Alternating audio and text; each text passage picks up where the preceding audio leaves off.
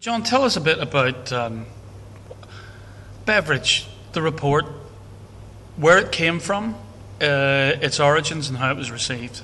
We have a moment in 1940 when this war, in fact, in a real difficult position in this war, and the government commissioned something called mass observation surveys, which basically discover that a lot of the people who have to fight the war, British working class men, are not that happy with the prospect, in particular because of the First World War and the amount of working class men who died there, and the lack of kind of renewal and social advancement that happened after that war, and also because of the 20s and the 30s, in which you have high unemployment, an economic orthodoxy which is small state, acceptance of high unemployment. So in that moment in time, Beveridge really emerges as a kind of alternative response, an attempt to create a new Jerusalem, is the phrase.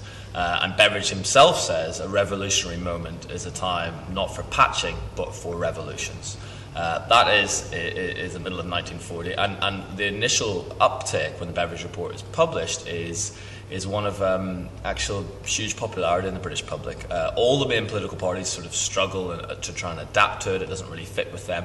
But actually, it's the British public that pushes and pulls Beveridge along, makes it a fact of British political life. So both problems from the Conservative angle and from the Labour angle? The Labour Party is slow on the uptake with Beveridge. It's very tightly associated now, the Beveridge report and its outcomes with the Labour Party.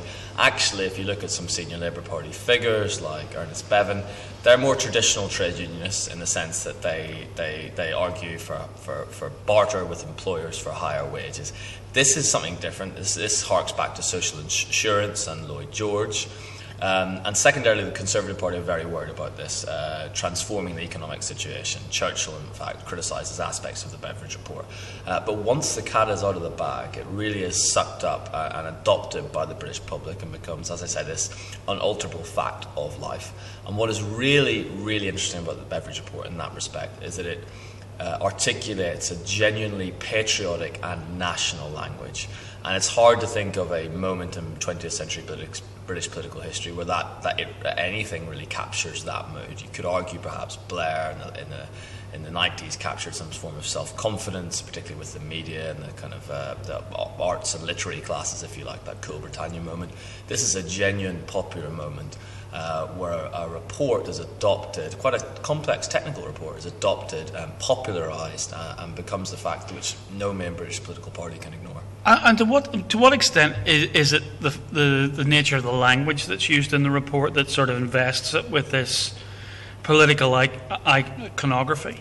Well, the language is non-partisan, and that's a famous and kind of popular thing to say, non-partisan, but it's also grounded in rich British historical traditions. It uses language that the Chartists would have used. It goes back through National Insurance Act, the early kind of attempts to create a kind of a more sort of social, not welfare state, but social insurance. And it goes right back to sort of the core language of British liberty and democracy. And there's a very interesting anecdote about the Beveridge report. I'm not sure how historically significant it is, but it is quite telling, is that some of the British bombers dropped copies on Nazi Germany. And if you like, it's an answer to National Socialism, but a very unique national answer, but one which is removed from the sort of familiar party political arguments and debates.